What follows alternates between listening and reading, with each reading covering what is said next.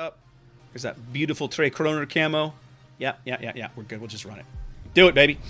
So, Happa, I watched Zoop's video today on this whole thing, and I kind of... It's one of those rare moments where I kind of want to reach to the screen and kind of give Zoop a Gibbs slap, right? You know? Because he was all like, oh, he gave them no notice and all this kind of stuff. And I was like, what are you talking about? Happa and I knew this was happening before he announced it. Sorry, Happa. Zath and I. Happa's a really awesome guy. And Zath and I have worked pretty closely with him for several King of the Seas now. We've done 3 with him. And he felt compelled. I don't know. He felt it necessary to reach out to us before the official announcement was made and let us know that he had turned in his notice and he was going to be leaving and why he was leaving. Which I'm not happy he's leaving, but I applaud him for making a personal decision for the right reasons. Which is he wants to retire. He wants to spend time with his family and his parents and do the... Hell yeah. Who can blame him, right? I don't blame the guy. It's go time. It might be Swanee. So, this notion that he gave them no notice and it happened, like he resigned after all this crap with Mouse is not true, right? So I don't know where I don't know where these goofball, conspiracy theorist stuff comes from, but it's not true. And he said as much in the forums today, right? But the fact that he has to go in there afterwards and explain this to people, it's like, well, who thought this up, right? Anyway. Now, I'm not going to pretend that Wargaming in North America has had a great week with how the whole Yukon thing has unfolded. That's demonstrably false. I really, really like Evan. Evan's a great guy. I really wish them the best. I hope they're able to kind of rectify all of this. Oh, I know he did Gaelic, but my point is that apparently not everybody reads all this stuff. Anyways, I really hope they're able to kind of resolve all of this to everybody's satisfaction, or at least as best as they're going to get, right? I feel bad for Mouse, right? None of us knew this. I didn't know she was involved in this stuff. Like, I didn't... She and Chobs played their cards very close. Nobody knew they were dealing with all this. I certainly didn't know. Maybe there were other people that didn't, but I didn't. She never mentioned it to me. And here we are. I think it's awesome that they asked these guys to be involved. I do, Pempala. Is it not... It should be coming up periodically in chat. The bot should be throwing it up periodically. Nolo's got you. I do feel bad, right, for what happened to them, because it's not okay, right? And to his credit, I think Evan understands that. I won't speak for the man, but you read the posts he's made on the forums. It seems pretty clear that he understands that. Well, we kind of did it dirty here. We got to try and fix it. So, at the same time, right? I watched Jingles' video on Monday, right? And I've strongly considered doing a video of my own, just because I think. I didn't want to sit here, but I wanted to sit here for the cap. I'll share a few thoughts, but I don't want to get too deep into it because I really do think eventually I'm going to do a video on this. Jingles is about as smart as they come, right? He's sharp as a tack. He's not an idiot. And his video on Monday is, from my perspective, 185% accurate. His read with how things went down, how Wargaming is, how they behave, and so on. Their internal communications are garbage. Absolute garbage. It's something that I have been seeing, like, back when I used to be involved in King of the Sea adminning stuff, right? We worked with various people on both servers, whether it was EU or NA or whatever. Now, we always had really good communications with the NA team, and that's very easy. They're in the same time zone. They speak the same language. Not to say that the language was ever a problem, but it's just when you all come from the same place with the same cultural references, with the same, it's very simple to communicate. Communication is easy. It just flows. It happens. I had phone calls from time to time with Radar and Kami, or with Radar and Fem, or with whoever it was, depending on what we were working on, whether it was about stream setup or planning a trip to Austin or whatever. Communication with our internal team was very, very, very easy. The fall down always came. The fall down always came when we had to involve Europe, right? For us, the majority of what we dealt with in King of the Sea was, of course, by the time you start getting into the big streams, you're dealing with Conway and the guys out of Prague. Now, they're really awesome. They know what they're doing, but the frustration is that the communication between them and NA is not great half the time, right? And it always felt bad. And this is something that Radar and I identified like 3 years ago, right? We talked about this and we kept saying, we got to fix this. This needs to improve. And Radar, I know, like tried to work on it. And of course, here we are 3 years later and you can see how well that worked out. So there's a lot of people, there's been a lot of evidence, and this has been demonstrable over the years, that this is not, internal communications is not something that Wargaming does very well. If I'm 100% honest, that baffles me, right? The job that I work in offshore oil and gas, okay? And so very commonly, you stand where I am working for a client, you stand in this nexus between the client who's paying the bills, usually a major, Conoco, Exxon, British Petroleum, okay? You're the guy in the middle, you're the engineer trying to build the thing or design the thing that your client is paying you for. And downstream of you are the people you're hiring to buy things from or to fabricate things, right? Maybe it's a shipyard, maybe it's a vendor you're buying a piece of packaged equipment from, all these kinds of things. Communication is fundamentally critical to what we do because the client will almost always come to the table with an unrealistic expectation or an unrealistic view of something that they want. And it's my job to then try and A, make sure I've heard them correctly, and then B, translate that back into something that the vendor can understand and comply with, which is not always easy, given some of the piles of rule books we get handed from some of our clients on occasion. So communication is a huge part of what the job is, okay? Anytime you try to look at change, you have to make a decision, there's all these different stakeholders, people that have a stake in that decision. It involves them or it will impact them in some way. And so we go through the effort to involve the various stakeholders in these things. These are going to be Benham Torps. This is going to feel really bad. I got to thread the needle. There we go. And so, to me, when you have these moments, this guy's turning in, that you make a decision that's going to impact people more than just you, the idea of involving them or involving someone from their office or from their region or whatever is just second nature, right? You pick up the phone and you say, okay, we need to let these guys know. That gene, that process at Wargaming doesn't seem to happen. And I don't know why. When you make a decision about scheduling an event that involves a region that is participating in that event, they need to know. And yet sometimes that doesn't happen. And that's honestly baffling to me. But it is absolutely the case that sometimes these things just don't happen. And it's mystifying.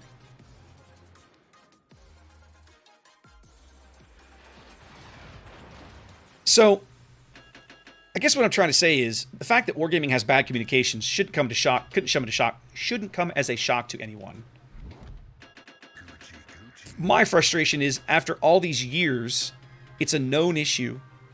It's caused them no amount of headache and problem, and yet here we are.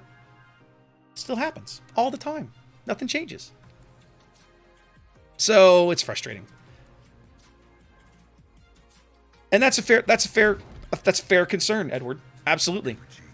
We have that conversation all the time with our sales guys, our business guys, which is like, hey, we can do this, that, and the other thing, but you need to make sure you temper the client's expectations to something real.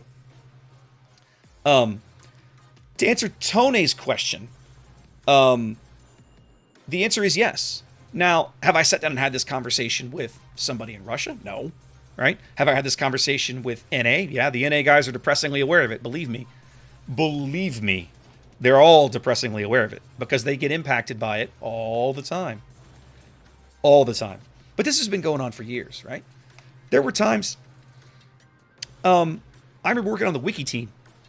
We had some occasions where like a ship would release And we did, like, nobody knew. Like, nobody on the NA server knew that, you know, ship X was getting put into the patch. And we're all like, what? What do you mean you didn't know? They didn't know. Didn't know. Just kind of happened.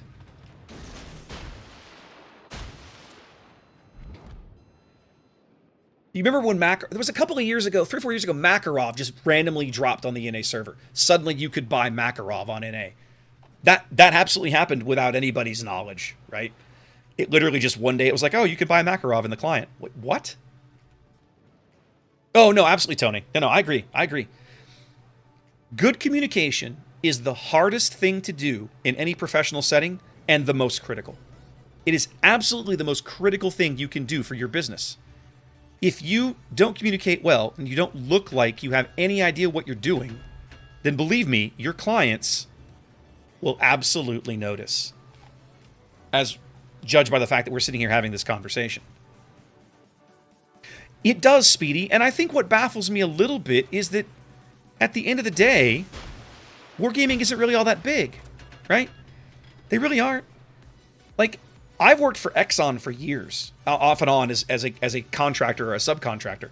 This is a global company, a multi-billion-dollar global company. Their internal communications are way better than this. Way better than this. So, if they can do it, don't tell me it can't be done. That's a lie. I know it can be done.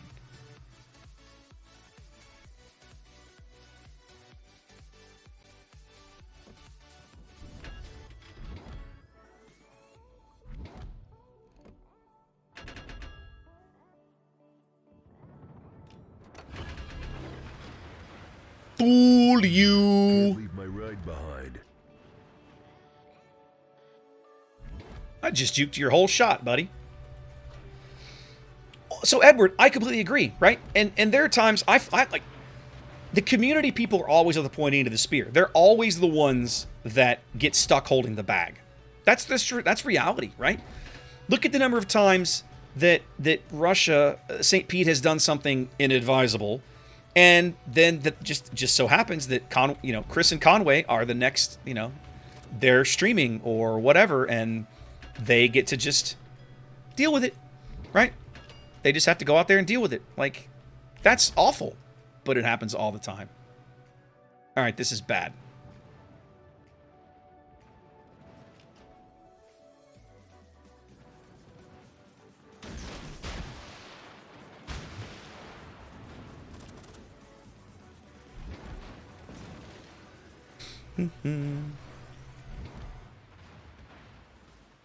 Okay. Iger's either going to turn out or pull the handbrake behind the island. He's going to pull the handbrake. And even with his hydro up, he's going to take a couple of those. I'm going to kill him. Wow. Okay. That should not have happened. Like a shit cookie.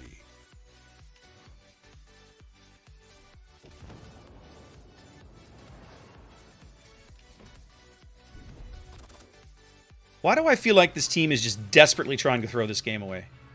Why does it feel that way to me right now?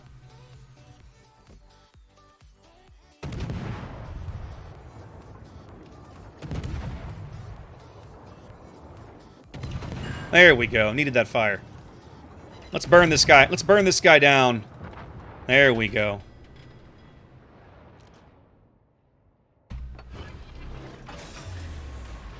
Anyways, bottom line is, what happened to Mouse and Chubbs is upsetting, but it's not surprising, right? Not to me.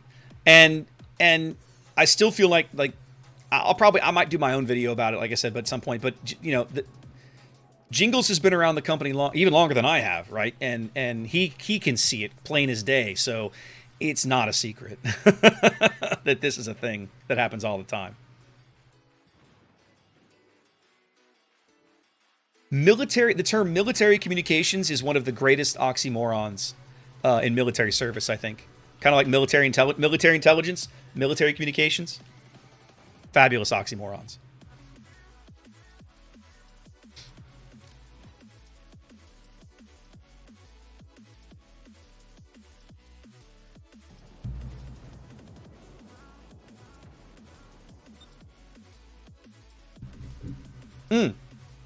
Classic. If you're done handing out codes, please do. Please go right ahead and start another one.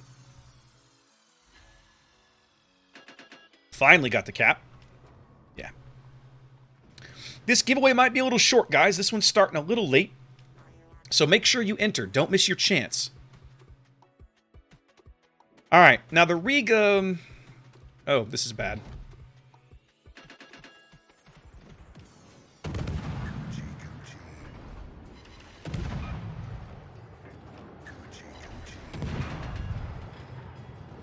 This guy's going to be dead. And okay. He's dead. I'm out of the Riga's radar range. We can cap now. Much better. This has been a boring game to watch, guys. But Epicenter games in a destroyer usually are. Oh, go away, Riga. I'm busy. Jerk off. So, I'm not sure who requested the Skåne game. Skåne? I'm going to mispronounce it every time I say it. Anyway, I forget who requested this one. Sorry, it's been boring. Yay, Epicenter. Oh, the Venom is back. This guy just won't... He's like a dog with a bone. He just won't let it go. He's about to be the last... He's about to be the last guy alive on his team. Now, he does outspot me, so I have to be at least moderately cautious. And I'm in radar range of the Riga. So that's, like, something I kind of have to be cognizant of. Although, admittedly... Hi! Can't leave my ride behind.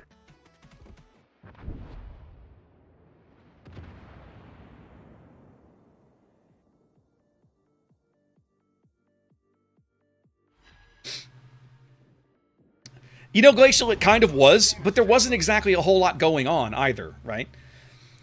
A destroyer like this does not have a great set of tools for dealing with Epicenter. And so it really should not come as a surprise.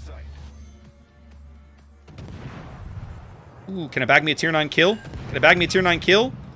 Ooh, this could be good. Oh, I gotta lead him right. I haven't led him right yet. Yes! Tier 9 destroyer. That'll be good XP. How's it going, Sauls? Oh, history. I missed your follow. Thank you so much. Welcome in. Nolo. I see your question in Discord. You go right ahead. Now, admittedly, I don't think... Callie with the raid! Welcome in! Callie, how you... I missed out on pizza, I know. Excuse me. Sorry. Sorry. I have been enjoying some of your streams lately, Callie. You're running all over town. Running all over town to build the pizza oven was a personal favorite. That was hilarious, by the way. Well, welcome in, everybody. How was the pizza, by the way? Was the end result worth all the pain and effort? A pizza oven is something that I seriously want to put in my backyard. Trust me, I'm with